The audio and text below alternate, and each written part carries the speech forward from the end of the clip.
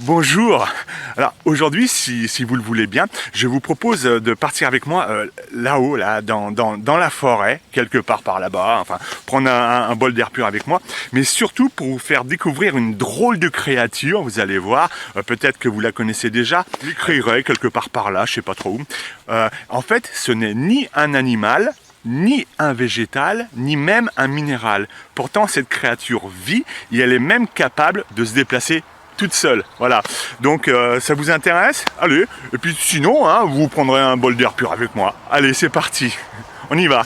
Alors pour trouver les myxomycètes, hein, ce monde fascinant de plusieurs centaines d'espèces ici en France, il ne faut pas avoir peur de se salir les mains et retourner toutes les branches, toutes les écorces, tout ce que vous trouvez, car les myxomycètes sont souvent planqués dessous. Alors parfois, ils sont à l'air libre, on les voit comme ça visuellement, carrément sur un tronc d'arbre ou à même le sol.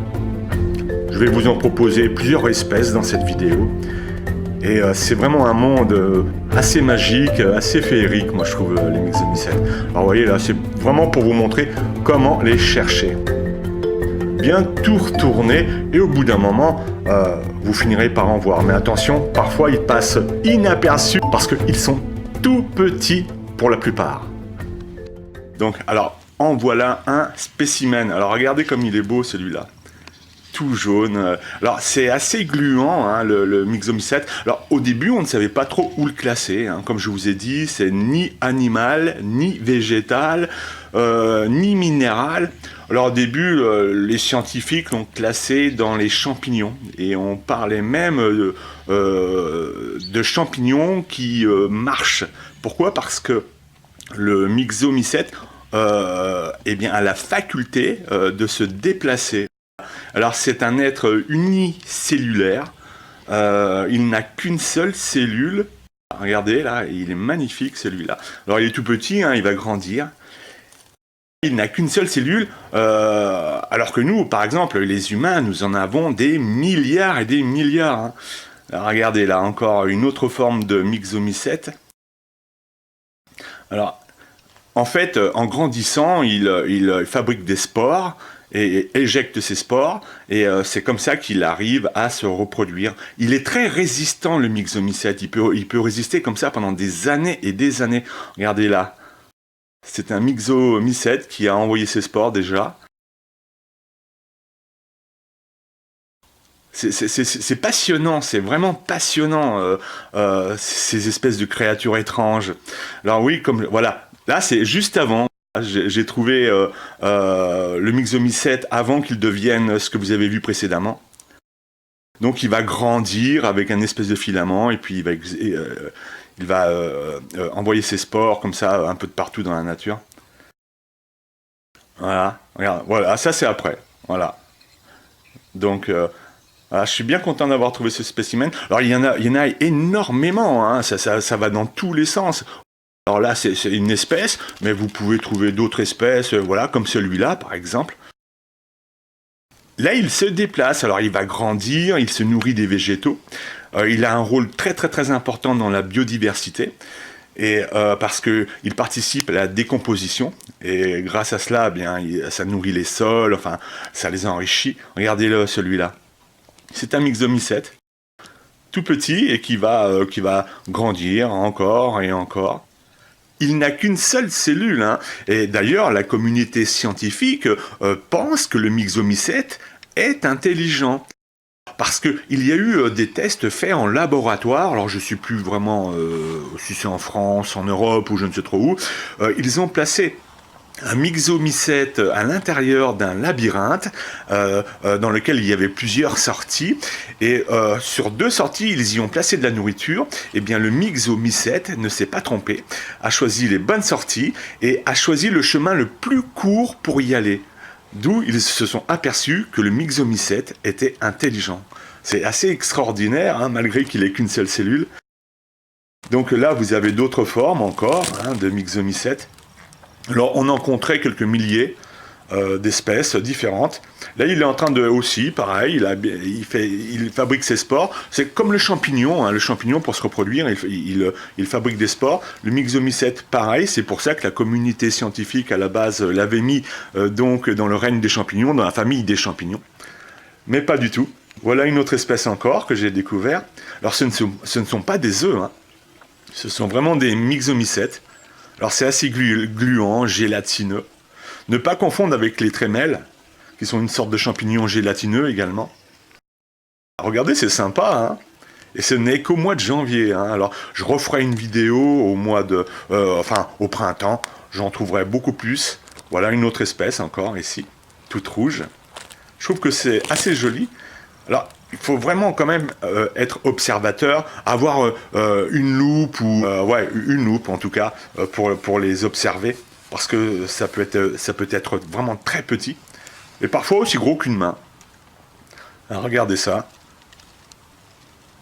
Moi je m'y suis passionné il y a une quinzaine d'années déjà, mais il est très difficile de parler des myxomycètes. Je vous laisserai un lien si vous le voulez pour en savoir beaucoup plus. Alors là, vous avez peut-être déjà vu cette chose bizarroïde dans l'herbe, comme une espèce de mousse gluante. Eh bien c'est encore un myxomycète. Alors souvent, les jardiniers découvrent ça dans leur jardin et on ne sait pas trop ce que c'est. C'est un myxomycète. Alors c'est assez... alors, est-ce que c'est toxique? Bah, non. Si vous le touchez comme ça, non, ce n'est pas toxique. Par contre, n'amenez pas vos mains à la bouche, hein. Prenez soin de vous laver les mains. Et le myxomycète, il faut le savoir quand même, est une créature qui peut vivre pendant des décennies et des décennies. On ne sait pas réellement combien de temps. Et puis, elle est très résistante, c'est-à-dire pendant les périodes très très très chaudes, les périodes de canicule ou les périodes de grand froid, eh bien, le myxomycète va se rétracter jusqu'à pratiquement disparaître visuellement. Et puis renaître quand les périodes seront favorables, douce température, humidité. En fait, il ne meurt pas, il se rétracte, il se protège et revient à la vie quand les conditions sont favorables. Alors c'est vraiment une créature passionnante, hein. Je vous invite vraiment, moi, à aller à sa découverte dans la nature. Donc vous voyez encore ici. Alors j'ai pas trouvé celle que j'espérais. Mais au printemps, hein, j'y retournerai. J'essaierai de faire une vidéo avec plus de myxomycètes et un peu plus beau. Ce ne sont pas des œufs, hein. Il faut avoir le coup d'œil quand même, hein. Alors celui-là, c'est sans doute l'un de mes préférés. Je le trouve magnifique. On l'appelle aussi le blob. Alors dans les blobs, vous avez plusieurs espèces aussi, mais ce sont des myxomycètes. Et là, celui-là me plaît vraiment. Sans doute par sa couleur jaune. On le voit lui en surface. Là il est posé sur une mousse bien humide. Vous voyez, il est assez petit celui-là. Il peut être aussi gros qu'une main, voire un peu plus. Et on voit ces espèces de petites tentacules là qui se propagent. Et ça lui permet donc de se déplacer. Au début on l'avait classifié très étrangement dans la famille des éponges. Puis on est très vite revenu là-dessus et on l'a classé dans les espèces, donc encore une fois de myxomycètes. Et on l'appelle souvent le blob, je l'adore. Et puis celui-là également, que j'aime beaucoup. Alors je sais pas trop pourquoi. On l'appelle aussi le lait du loup, je crois, le lait des loups ou le lait du loup. C'est sans doute à cause de sa substance. Alors, parfois, il n'y a pas besoin de le crever, hein. On voit une substance couler de l'intérieur de ce myxomycète. Regardez là, je le fais pour vous montrer. Regardez cette espèce de liquide épais, orangé. C'est assez incroyable, la nature, quand on l'observe de très près. On découvre comme ça des espèces assez hallucinantes. Et donc, lui aussi, c'est un myxomycète et qui prendra, selon son âge, une couleur différente. Et comme je vous l'ai dit, il peut résister à de fortes températures, au gel, à tout. Et il supporte également tous les métaux lourds. Là, on dirait des petits kiwis. C'est assez marrant, hein. Et on pourrait penser aussi à des œufs de je ne sais trop quel insecte. Moi, je trouve que ce monde des myxomycètes est vraiment, vraiment passionnant.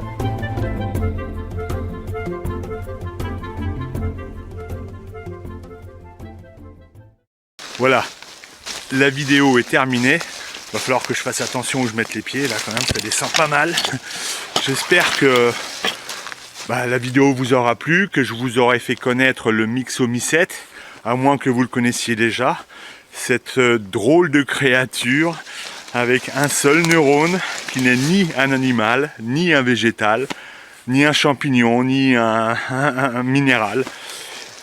Et qui pourtant, voilà, fait partie des êtres vivants de notre planète et qui a un rôle très très important pour la biodiversité. Voilà. Moi je vais rentrer chez moi maintenant, mais je suis perdu. Voilà, je sais plus du tout. Regardez, c'est la forêt qui m'entoure, tout autour. Voilà. Je sais plus du tout si je dois aller là-bas ou là-bas. Regardez ça. Peut-être là-bas. Ouais, je le sens que ça doit être là-bas. Allez, c'est parti. Je vous donne rendez-vous pour une prochaine vidéo. À bientôt. Marrant parce que là, je reconnais pas du tout, mais pas du tout. Ou peut-être que c'est par là-bas. J'ai oublié ma boussole.